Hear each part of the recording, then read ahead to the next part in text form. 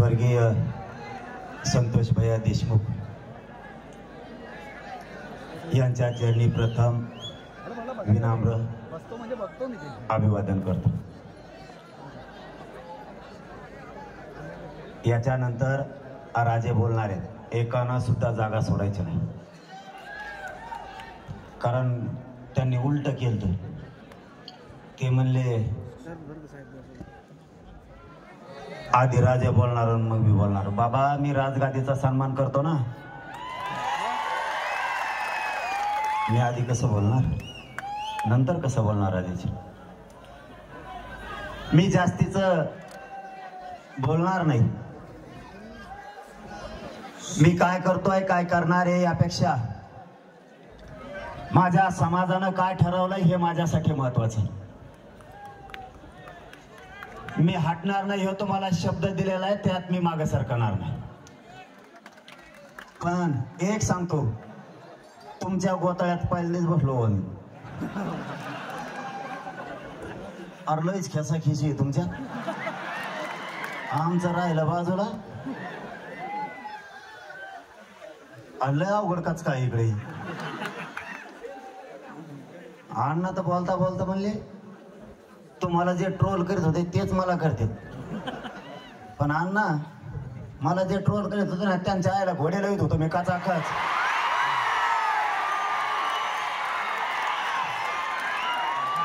मी मोजीत फिजित नसतो आणि मी काय समजित बी नाही आणला। मला माझ्या जातीवर कुणी जर अन्याय केला तर मी त्याला सोडित नाही, मग तो किती जागीरदाराच्या अवलाद असू दे। आज सत्ताधारी पक्षातले मला दुसराही प्रश्न विचारला आणखी एक याच्यात, की तुम्ही नाव घेत नाहीत। मी काही जण म्हणले हो लढत नाही। तुम्हाला काय माहिती रे मी लढतो का नाही? कुठं बैठका घेता आणि कसल्या घेता आणि कोणाला डाग लावता, आणि मी काय नाव घ्यावा? आता सुरेश धस अन्नाच एकटा काफी आहे ना सगळ्याला पुरायला।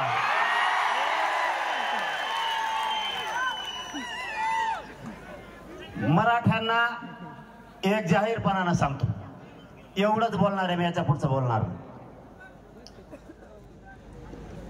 जो आमदार, जो खासदार, जो समाजाचा एखादा सामाजिक कार्यकर्ता समाजाच्या बाजूने बोलत असेल, मग तो भाजपचा असू द्या, नाही तर काँग्रेसचा असू द्या, नाही तर बेसरमाचा असू द्या, नाही तर शिवसेनेचा असू द्या, त्याच्या बाजूने ठामपणानं इथून पुढच्या काळात जातीच्या सगळ्या लोकांनी त्याच्या बाजूने उभं राहायचं। मग तो कोणाचा असू द्या, आपलं वैयक्तिक जर काही असेल तर ते नंतर बघू। प्रकाश दादा सुद्धा बोलले का नाही? संदीप भैया बोलले, परत ते विजय पंडित बी बोलले। आज गैरहजर आहेत का? पण समजा बोलले ना, पण बोलले ना हे सांगतोय मी। खासदार बोलले, मग पक्षाचं कोणत्या पण असू द्या, मी जाहीरपणाने सांगतो तुम्हाला, त्याच्या पाठीशी समाजाच्या लोकांना उभं राहायचं शिका। जोपर्यंत ते आपल्या बाजूने बोलते तोवर आपण त्याच्या बाजूने, आपल्या सोडून पक्षाचा ओढा लागले ते ढकलून। समाजाच्या बाजूने बोलतोय तोपर्यंत समाजाने ठाम त्याच्या पाठीशी उभं राहायचं। आता सत्ताधारी पक्षाचे आमदार होते, मला वाटतं पवार साहेब होते बहुतेक, ते कागद फक्त बाजूला ठरे। मग ऐकलं पाहिजे तुम्ही काय चाललंय काय नाही, लय गेल पांगण बरं का। मग काय थोपाड सुटलं कोंकडं सुटत असते।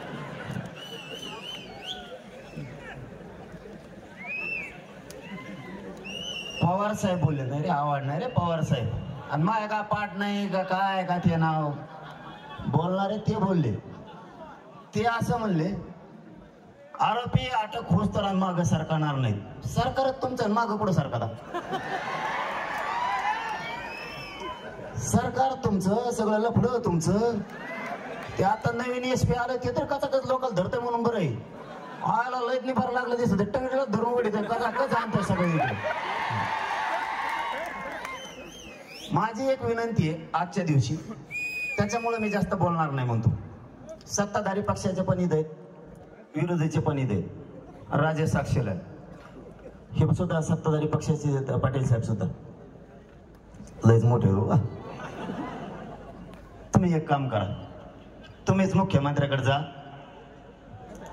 त्यांना म्हणा हे लोक जेवढे जेवढे यादीवर नाव आहे ते पुऱ्यामध्ये टाका, टेन्शनच भेटलं राव. कशाला मोर्चा काढायचे?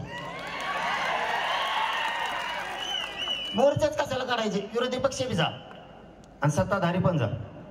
या बीडच्या मोर्चाच्या वतीनं तुमच्या खांद्यावरती जबाबदारी, जेवढे आमदार गोळा करायचे तेवढे करा, विरोधी पक्षाचे, सत्ताधाऱ्याचे, आणि मुख्यमंत्री साहेबाकडे जाऊन बसा आणि त्यांना सांगा जेवढे नावं घेतले ते सगळे अटक करा. त्यांच्या मागची हाका काय म्हणतात का ती वेगळंच, ती धरा. हाकी नसली ती धरा, कोण काय असेल ते धरा आणि जाऊन दे 7.5 एकदाची मध्ये. कळाला ताण? आम्ही पठ्ठे तुमच्या माग आहे, तुम्हाला धक्का सुद्धा लागून देत नाही. संतोष भैयाच्या त्या लेकीच्या चेहऱ्याकडे बघा. इथं भाषण ठोकायला नाही आलो आपण. त्या लेकराला दारात बाप दिसत नाही. त्या लेकरांनी बापाचं छत्र हरवलंय. तिला जर दुःख आलं तर तिच्या पाठीवरून कोणी हात फिरायचा. तिच्या तोंडावर हात फिरवणारा सोन्यासारखा बाप गेला. तुमची आमची भाषणं होत राहतील. तुम्हाला या कुटुंबाच्या पाठीशी राज्यातून उभा राहावं लागेल आणि राज्यभर हे लोन आंदोलनाचं पसरलं पाहिजे. प्रत्येक जिल्ह्यात तयारी करा. आपण आपल्या जिल्ह्यात सुरू मागा सरकायचा नाही कोणी. आणखीन एक सल्ला, धाडशी बना. हे आणखीन हल्ले करू शकते. आता वाट बघायची. कोणी आपल्यावर हल्ला केला की उत्तर जशाला तसंच आता इथून पुढे सुट्टी नाही. आता जशाला तसं, आता जशाला तसं. हे किती दिवस धरत्यात बघू, पकडी देत का नाहीत बघू. अरे आपण मराठे पाणीच पाजायचं, यांना सोडायचं नाही. आता यांना आता पाणी पाजायचं. आणि एकदा यावेळेस पट्ट्या बोलतो ना करीत असतो, तुम्हाला माहिती आहे मग आपला काचका कसा आहे. जे बोलतो ना मग ते आपण करत असतो. आणि आज जबाबदारी तुमच्या खांद्यावर दिली म्हणून मी बोललो नाही.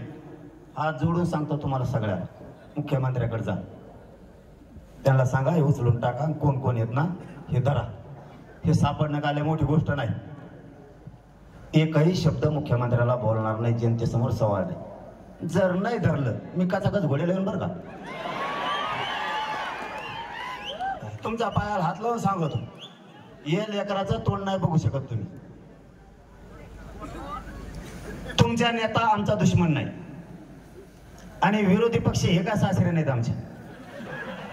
आमचं लेकरू गेलं, आमच्या आईच्या कंपाळाचं कुंकू पुसलंय, त्या लेकराचं तोंड सुद्धा बघू वाटत नाही. कोणताही मराठ्याचा नेता, ओबीसीचा नेता जर मराठ्यांच्या बाजूने उठला तर मराठ्यांनी त्याचे पाठ राखण करून, संरक्षण करून त्याच्या पाठीचे खंबीर उभा राहायचे. उपकार विसरायचे नाही. पण पुढच्या काळात सावध राहा. आरोपी सापडणं काय लय मोठी गोष्ट नाही. अरे आमची तर अशी फजिती केली, आमचे फुलं टाकणाऱ्या लोकांवर सुद्धा गुन्हे दाखल केले. आमचा एक पोरग मुंबईत 8 महिने होत, काय केलं तर कमेंट टाकली. कमेंट बोलला असेल काही, आणि तुम्हाला खून केलेले आरोपी सापडत नाहीत. ही किती मोठी गोष्ट, ही किती मोठी गोष्ट आहे. साधे 160चे पोरं सुद्धा 107 म्हणजे सहज विषय 154च्या नोटीसवाले सुद्धा नेऊन बसवले. तुम्हाला आरोपी सापडत नाही. सरकार आलंय, सरकार गोरगरिबाला न्याय देणार का नाही. संतोष भैयाचा हत्या झाली, परभणीचं प्रकरण झालं, राजगुरुनगरला झालंय,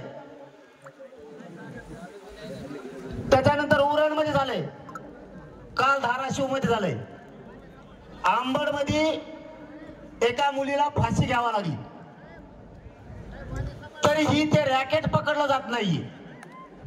परवा रात्री पुन्हा एका मुलीला छेडछाड करून तिथं त्या आरोपीला जाऊन सांगितलं मला सत्याचं पाठबळ आहे, मला कोणी अटक करू शकत नाही, मी या पुरीला घरात घुसून उचलून नेणार असा आरोपी म्हणतोय। मग जर हे मुख्यमंत्र्यांच्या हातात सत्ता येऊन अधिकार येऊन जर मराठ्यांना न्याय मिळत नसला आणि तुम्ही जातीवादी मंत्री जर पोचणार असलात तर आम्हाला दंडुके हातात घ्यावा लागणार आहे।